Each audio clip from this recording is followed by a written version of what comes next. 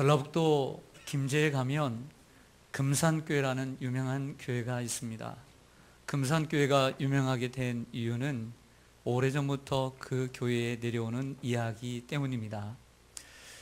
우리 교회 박정래 집사님의 오빠인 박남규 집사님 부부가 지금 그 교회에 내려가서 섬기고 계셔서 저희 한 2년 전쯤 제자훈련반과 함께 기독교 유적지를 방문할 기회가 있었습니다. 그래서 그 교회를 정하고 내려가서 목사님께 귀한 말씀을 듣고 그리고 그 집사님을 통해서 후한 대접을 받은 좋은 기억이 있습니다. 한 100년 전 금산면에 조덕삼이라고 하는 부호가 살았습니다. 그 당시에 테이트라고 하는 선교사가 그 동네에 와서 복음을 전했는데 이 조덕삼 씨가 예수를 믿게 되었습니다. 그래서 온 가족과 그리고 부리는 종들이 예수를 믿고 그 조덕삼의 집에 한 방에서 교회가 시작이 되었습니다. 이 집에는 이자익이라고 하는 모습이 살았습니다. 그는 경상남도 남해군 이동면 탐정이라고 하는 섬에서 출생했고 조실 부모하여 어렵게 살았습니다. 허기를 면하기 위해 당시 곡창지대라고 알려진 김제로 무작정 가출을 했습니다. 그를 측은하게 여겼던 조덕삼은 그 이자익 어린 아이를 모승으로 삼고 있으면서 마부위를 시켰습니다. 이자익은 성실하게 일했고 예수님을 함께 믿었습니다. 조덕삼은 자신의 아들이 배우는 천자문과 한글을 어깨너머로 배우는 이자익을 보고 그의 총명함과 열정에 그를 깨칠 수 있도록 길을 열어 주었습니다. 조덕삼과 이자익은 함께 주님을 섬기게 되었고 1902년에 한날에 세례를 받았습니다. 예수님을 믿는 사람이 점점 많아지자 조덕삼은 자신의 소유한 땅을 교회에 헌납하여 그 땅에 교회를 세우게 되었습니다. 바로 그 교회가 지금의 금산교회입니다. 테이트 선교사의 사역이 날로 확장되어지자 매 주일 금산교회를 올 수가 없었습니다.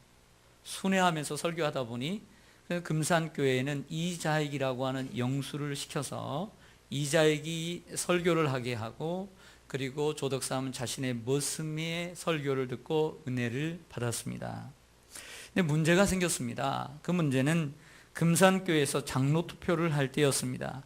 1909년에 장로투표를 했는데 모두 예상을 깨고 조덕삼이 아닌 이자익이 장로로 피택을 받은 것입니다. 일순간 이상한 분위기가 흘렀습니다. 적막한 분위기가 흘렀습니다.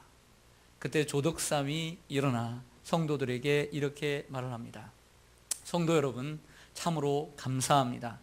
나는 나이가 많아 힘도 없고 봉사도 못하는데 이렇게 젊은 이자익 영수를 장로로 뽑아주셔서 진실로 감사합니다. 우리 모두 이자익 장로를 중심으로 그를 잘 보필해 우리 교회를 부흥시킵시다. 이렇게 말을 했습니다. 이 말 한마디로 교회는 평안을 되찾았고 교회가 부흥하는 전기가 되었습니다. 다음 해인 1910년에 조덕삼은 장로로 피택이 되었습니다. 조덕삼 장로는 이자익을 평양신학교로 보내어 목사가 되게 했고 평양신학교에 가서 공부하는 동안 등록금부터 시작해서 졸업하는 시간까지 모든 학업에 들어가는 돈과 여비를 충당하였습니다. 1915년에 금산교회는 새로운 담임 목사를 초청을 하는 그러한 기로에서 제2대 담임 목사로 이자익 목사를 초청하여 담임 목사로 세우게 됩니다. 훗날 이자익은 1924년 그리고 1947년, 1948년에 이르러 3번씩이나 우리 교단의 총회장을 역임합니다. 이자익이라고 하는 마부가 총회장까지 되기에 되어 하나님을 섬길 수 있었던 배경에는 조덕삼이라는 장로님이 있었습니다. 한 사람의 헌신과 겸손이 한국교회의 주다를 만들고 신앙의 본을 세웠습니다. 당시 100년 전 소장론이나 그리고 머슴을 비천하게 여기며 양반과 천민의 구별이 심했던 때이지만 조덕삼 장로는 모든 신분을 뛰어넘는 하나님의 사랑을 보여주었고 그로 말미암아 교회는 날로 성장해 갔습니다. 믿음으로 신분의 벽을 허물었던 것입니다.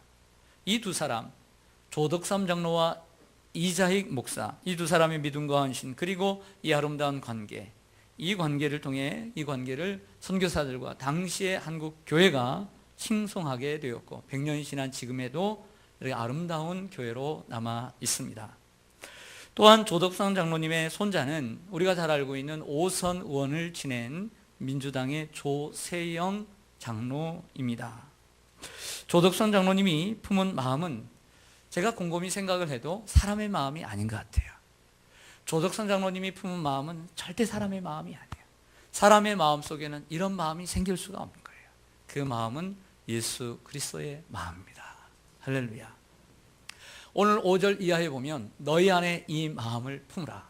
곧 그리스도 예수의 마음이니 그는 근본 하나님의 본체시나 하나님과 동등됨을 취할 것으로 여기지 아니하시고 오히려 자기를 비워 종의 형체를 가지사 사람들과 같이 되셨고 사람의 모양으로 나타나사 자기를 낮추시고 죽기까지 복종하셨으니 곧 십자가에 죽으심이라. 이러므로 하나님이 그를 지극히 높여 하늘에 있는 자들과 땅에 있는 자들과 땅 아래에 있는 자들로 모든 무릎을 예수의 이름에 꿇게 하시고 모든 입으로 예수 그리스도를 주라 시인하여 하나님 아버지께 영광을 돌리게 하셨느니라 했습니다. 이 본문을 신학적으로는 비하기독론이라고 얘기합니다. 비하기독론, 즉 예수님께서 비하하셨다는 것입니다. 비하라고 하는 말은 스스로 자신을 낮추었다라는 뜻입니다. 예수님은 스스로 자신을 낮추었습니다. 6절에 보면 그는 근본 하나님의 본체시나 하나님과 동등됨을 취할 것으로 여기지 아니하셨습니다. 8절에 보면 사람의 모양으로 나타나사 자기를 낮추시고 했습니다. 예수님 본래 저 높으신 하나님과 동등된 분이십니다.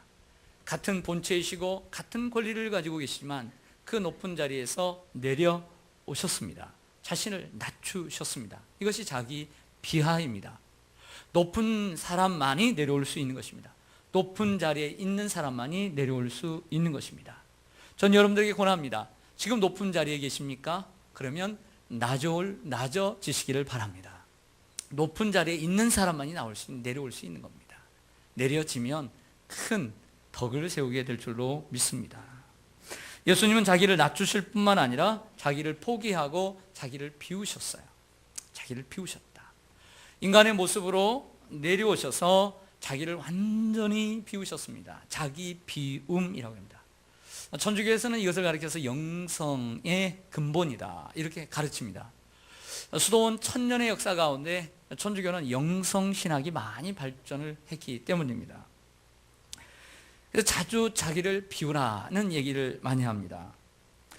불교에서도 자기 비움에 대한 이야기를 많이 하지만 그 차원과 우리 기독교의 차원은 다릅니다. 예수님은 하나님과 동등한 특권의 지위를 가셨지만 그 특권의 지위를 비우시고 종의 지위를 취하셨습니다. 그리고 사람이 되셨습니다. 17세기 잔느 기용이라고 하는 한 부인이 있습니다. 이 부인이 있었는데 이 부인은 젊은 나이에 남편을 사별을 했습니다. 그리고 평생 70평생 하나님과 동행하며 하나님의 말씀을 연구해서 여러 성경을 주석했습니다. 그리고 자신의 영성을 통해서 많은 책들을 우리에게 남겨주었는데 많이 출판이 되어 있습니다. 그분의 책 가운데 예수 그리스도를 깊이 체험하기라고 하는 책에서 자기 포기를 이렇게 정의합니다. 자기 포기는 자기 자신에 대하여 완전히 잊어버리는 것이다. 즉 예수님께서 하나님이시고 하나님의 아들이시니까 하나님이라고 하는 생각을 가지고 그리고 적당하게 인간이 되어서 이 땅에 오셨다라고 생각하면 안 된다는 거죠. 완전히 하나님인 것을 잊어버리고 이 땅에 오셨다는 것입니다. 과거의 자신을 하나님 앞에서 잊어버리고 미래의 자신을 하나님께 맡겨버리고 현재의 자신을 하나님께 바쳐버리는 것이다. 그리고 어떤 상황에서도 그 순간에 하나님에 대해 만족하는 것이다 라고 자기 포기를 정의합니다. 그러면서 우리에게 도전합니다. 예수 그리스도를 더 깊이 만나는 자리로 들어가기 위해서는 우리의 전 존재를 포기하고 하나님께 맡기고 시작하는 것이 요구된다. 모세도 하나님을 믿었지만 자기 자신을 포기하지 않는 때는 하나님께 쓰임받지 못했어요. 그러나 하나님 앞에 온전히 쓰임받았을 때 하나님께 완전히 자기를 포기했을 때 하나님께 쓰임받은 줄로 믿습니다. 80세의 나이에 떨기나무 불꽃 가운데서 하나님을 만나고 자신의 모든 능력, 경험들을 내려놓을 때 하나님께 붙들린 귀한 사람이 된 줄로 믿습니다. 저와 여러분도 이러한 은혜가 있기를 원합니다. 우리가 자신을 포기하고 비워야만 진정한 영성이 시작되는 것입니다. 영성의 시작은 자기 비움에서 시작됩니다. 자기를 비울 때 영성의 엔진은 가동되기 시작하는 것이죠. 예수님은 자기를 낮추셨습니다. 그리고 자신을 비우셨습니다. 여기서 멈추지 않고 예수님은 자기를 죽기까지 우리를 위해 내어주셨습니다. 자기를 죽음에 내어놓는 결단을 통해서 하나님께 복종에 대한 확증을 보여주었고, 그리고 우리 사람을, 저와 여러분을 사랑하는 그 사랑을 확증해 주신 줄로 믿습니다. 만약 예수님께서 십자가에 죽지 않았다면 하나님께 대한 복종도 하지 않았을 뿐만 아니라 우리를 향한 사랑도 이루어지지 않았을 것입니다. 어려운 결단을 하고 자기를 비우고 하나님 앞에 자기 자신을 내어놓을 때 하나님께 대한 복종도 확증이 되었고, 저와 여러분을 사랑하는 사랑의 확증이 된 줄로 믿습니다. 사람이 친구를 위하여 자기 목숨을 버리면 이보다 더 큰 사랑이 없다라고 예수님 말씀합니다. 이 말씀대로 예수님은 그 큰 사랑을 몸소 실천하셨습니다. 그런데 우리는 여기서 바울에게서 좀 배울 점이 많습니다. 바울은 예수님의 이 생애를 통해서 뭔가를 배웠다는 거예요. 뭔가를 깨달았어요. 이게 뭐냐 이거죠. 다시 말씀드려서 예수님은 저 하늘 높은 곳에서 계셨습니다. 하나님의 본체시나 그 동등됨을 취하지 아니하시고 낮아지셨습니다. 화육강세하셔서 성육신하셔서 이 땅에 오셨습니다. 이 땅에 우리와 같은 인생을 사시다가 고난을 받고 십자가에 죽으셨어요. 그리고 무덤에까지 내려갔습니다. 내려갈 만한 곳까지 내려가셨어요. 이것을 예수님의 비하라고 얘기해요. 낮아지셨다. 그리고 하나님이 그를 높여 3일 만에 부활시키시고 40일 동안 계시다가 하나님 나라를 복음을 전파하시고 하늘로 올라가셨어요. 하나님 보좌 우편에 앉아 계십니다. 그리고 이 땅에 우리를 심판하러 오실 것입니다. 이것을 예수님의 승귀, 귀하게 올라가셨다라고 얘기합니다. 이 정도는 예수를 믿는 사람은 다 합니다. 이 정도야 모를 사람이 어디 있습니까? 그러나 예수님의 단순한 이런 예수님의 인생과 사역을 통해서 우리는 뭔가를 배우는 인사이트, 통찰력이 있어야 된다는 거예요. 그게 바로 사도 바울을 하나님께서 사용하신 증거예요. 그 뭐냐? 예수님이 이렇게 사셨던 것은 무엇 때문이냐? 예수님의 그 마음가짐이 달랐기 때문이라는 거죠. 그 속에서 예수님의 마음을 발견했다는 것입니다. 단순히 예수님은 이런 분이다라고 하는 것을 배우는 것이 아니라 그 속에서 예수님의 마음을 발견했다는 것이죠. 그래서 예수님의 삶을 통해 이 마음을 깨달은 바울은 빌립보 교회 성도들에게 예수님의 마음을 품으라고 권면합니다. 너희 안에 이 마음을 품으라. 곧 그리스도 예수의 마음이니. 바울이 발견했던 예수님의 마음은 자기보다 남을 먼저 생각하는 마음이요, 자기보다 남을 높이는 마음이요, 그리고 다른 사람들 위해 기꺼이 헌신하고 희생하는 마음이었음을 깨달았던 것입니다. 영어 성경 가운데 굿뉴스 바이블과 뉴 인터내셔널 버전을 보면 여기 예수님의 마음을 예수님의 태도라고 번역하고 있는 것을 봅니다. attitude. 예수님의 태도를 가지라. 태도라는 말은 마음가짐이라는 뜻입니다. 마음가짐. 여러분, 우리가 삶을 살아가면서 마음가짐을 예쁘게 하고 마음가짐을 바르게 해야 될 줄로 믿습니다. 마음가짐을 옳게 해야 될 줄로 믿습니다. 오늘 예배 시간에도 마음가짐을 삐뚤게 가진 사람은 은혜가 없을 것이고, 마음가짐을 예쁘게 갖고 예배에 참여하는 분들은 은혜가 임할 줄로 믿습니다. 마치 스펀지같이 임할 것이고, 제가 말을 좀 잘못해도, 말을 좀 실수해도 그 하나님의 말씀으로 듣는 사람은 은혜가 임할 것이고, 아무리 이 자리에서 앉아있다 할지라도 여러분들이 우산을 쓰고 있듯이 여러분 마음속에 마음이 닫혀 있으면 아무리 하나님의 말씀이 들려진다 할지라도 여러분들의 마음에는 임하지 않을 거예요. 우리의 삶에도 마음가짐이 필요할 줄로 믿습니다. 사람을 대할 때에도, 인생을 살 때에도 마음가짐이 중요한 거예요. 사람은 이 마음가짐이 바를 때 행복을 추구할 줄로 믿습니다. 사랑하는 여러분, 저도 남자인데요, 남자분들은 예비군복을 입으면 달라집니다. 예비군복만 입었다 하면 어떻게 바뀌냐면 일단 딴 생각을 해요. 그리고 딴 짓을 하려고 하고 이상해집니다. 아무 곳에나 가서 막 볼일 보려고 하고, 나오지도 않았던 막 욕이 흘러나오고 막 이상한 생각을 하려고 해요. 옛 습관으로 돌아가려고 하는 거죠. 그래서 옛 선인들이 항상 말하기를 옷을 입을 때 마음가짐뿐만 아니라 옷을 바르게 입어라. 옷을 바르게 입어라. 옷을 바르게 입을 때 사람이 생각이 바르게 된다는 것이죠. 사람이 슬리퍼 신고 체육복 입고 막 다녀보세요. 자기도 마음대로 하고 싶은 거예요. 마음대로 뒹굴고 싶어 하는 거죠. 그러나 깨끗한 옷을 입으면 나도 더러워지지 않기 위해서 노력하는 거예요. 맞죠? 쉬운 성경에 보면 빌립보서 2장 5절을 예수님처럼 생각하고 행동합시다 라고 번역했습니다. 예수님처럼 생각하라, 즉 예수님처럼 좋은 생각을 가지라는 것이죠. 제가 참 좋아하는 구절이 있습니다. 빌립보서 4장 8절입니다. 한 장만 넘겨보시죠.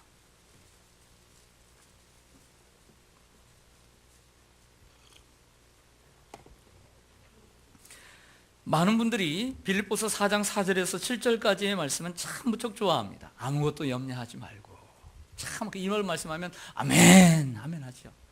그런데 이것 못지않게 중요한 말씀은 8절이에요. 보시죠.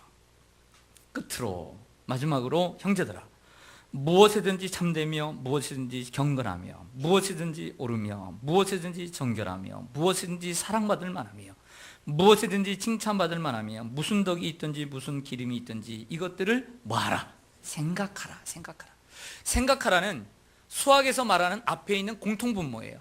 그리고 괄호가 쳐져 있는데 8개의 괄호가 쳐져 있는 거예요. 이것을 생각하라는 거죠. 더러운 것보다는 깨끗한 걸 생각하라. 불경건한 것보다는 경건한 것을 생각하라.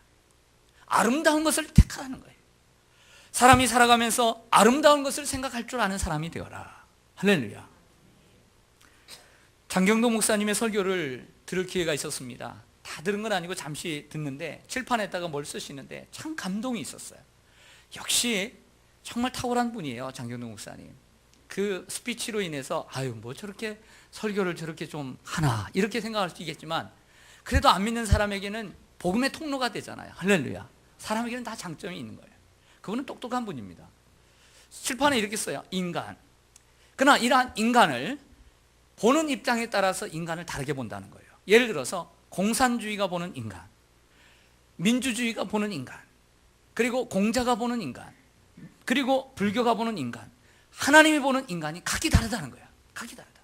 예를 들어서 공산주의의 창시자인 마르크스에 의하면 인간은 단순히 자연의 산물일 뿐만 아니라 동시에 사회적, 인간적, 노동의 산물이다. 즉 마르크스는 인간을 노동의 산물로만 보았어요. 그렇다면 공산주의가 보는 인간의 가치는 노동일 뿐이에요. 물리적인 가치일 뿐이에요. 그러나 예수님이 보시는 인간이란 하나님의 형상을 가지고 있는 존귀한 존재라는 거예요. 하나님이 보시는 저와 여러분은 세상이 그 어떤 것과 바꿀 수 없는 보배롭고 존귀한 존재로 보시는 줄로 믿습니다. 사람을 돈으로 보는 사람은 돈을 대하듯이 사람을 대합니다. 우리가 사람을 어떻게 보느냐에 따라서 인생이 새로워지는 줄로 믿습니다. 여러분, 세상이 때로는 더러워 보여도 내 자동차의 그 앞에 있는 더러운 창 때문에 세상이 더럽게 보일 수도 있는 것입니다.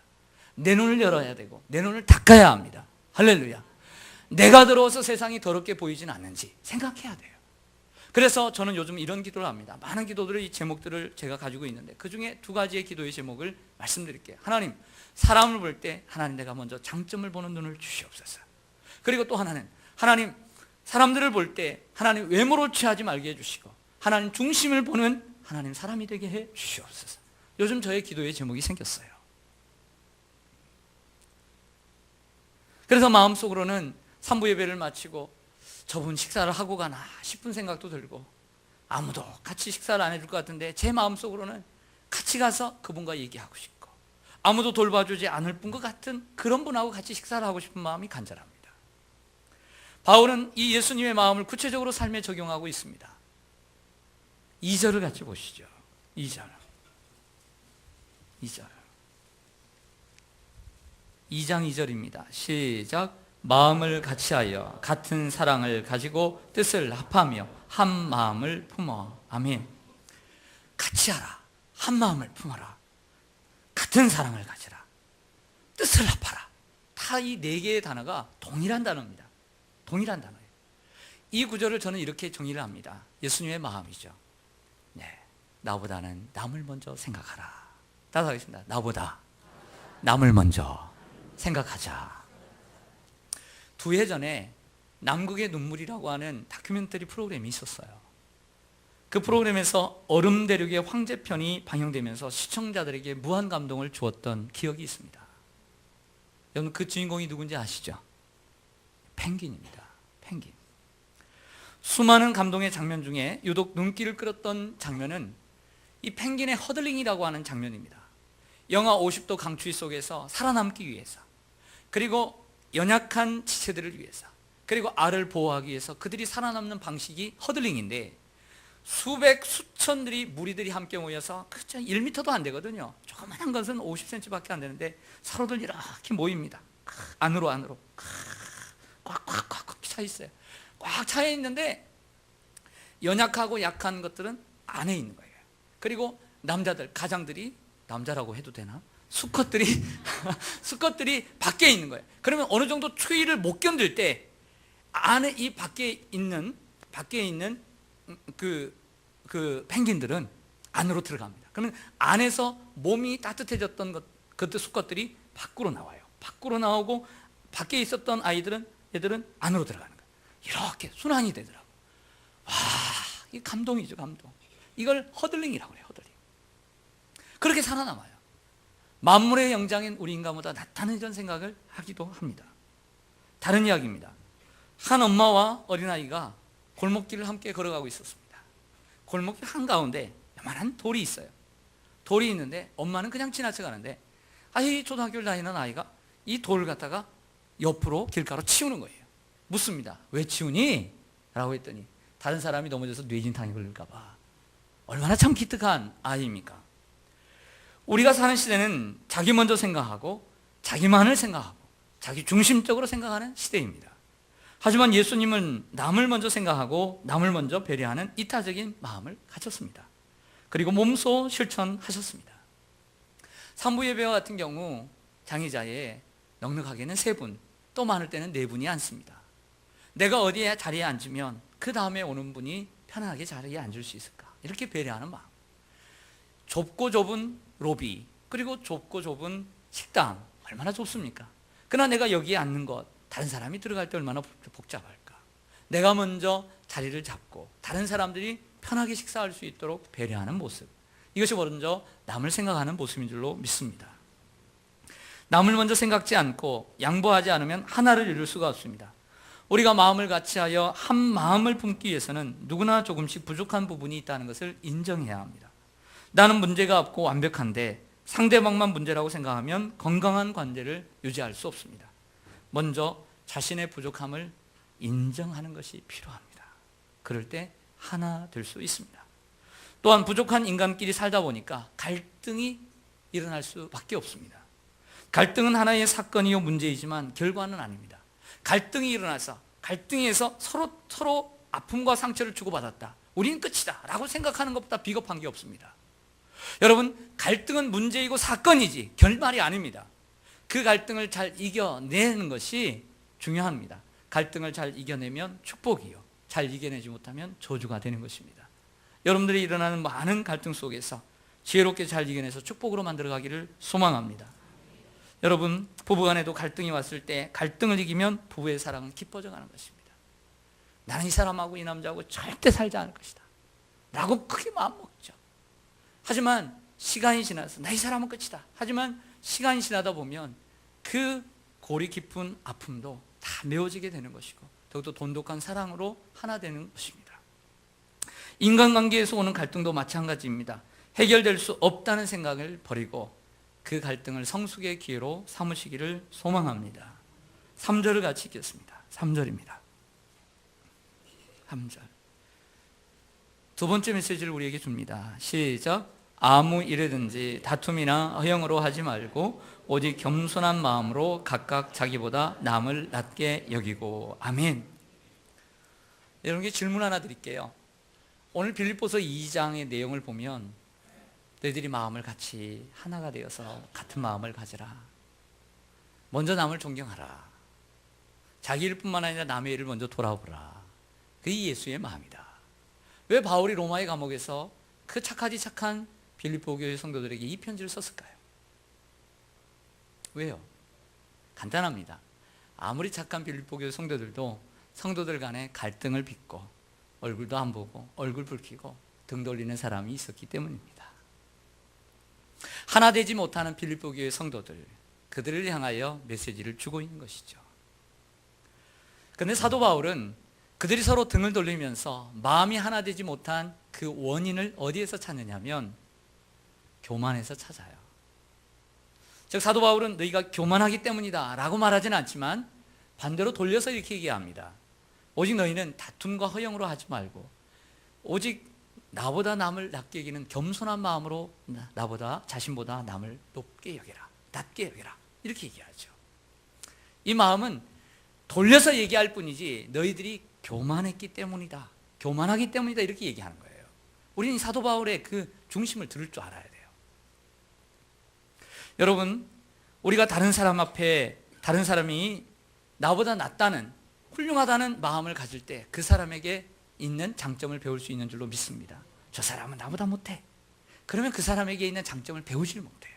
그러나 저 사람은 나보다 나아 라는 생각을 가지고 있으면 항상 배우게 되는 거예요. 겸손한 마음을 갖기를 원합니다. 인간의 마음은 먼저 대접을 받고자 하는 마음이지만 그리스도의 마음은 먼저 남을 대접하는 마음입니다. 그래서 예수님께서 말씀하시죠. 그러므로 무엇인지 남에게 대접을 받고자 하는 대로 너희도 남을 대접하라. 이것이 율법이요 선지자니라 하셨습니다. 여러분, 우리가 누군가에게 대접을 받고자 할 때가 있지요? 네, 그러면 먼저 대접하시기를 바랍니다. 네, 그것이 우리가 살아갈 길입니다. 마지막으로 4절 같이 보시겠습니다. 4절입니다.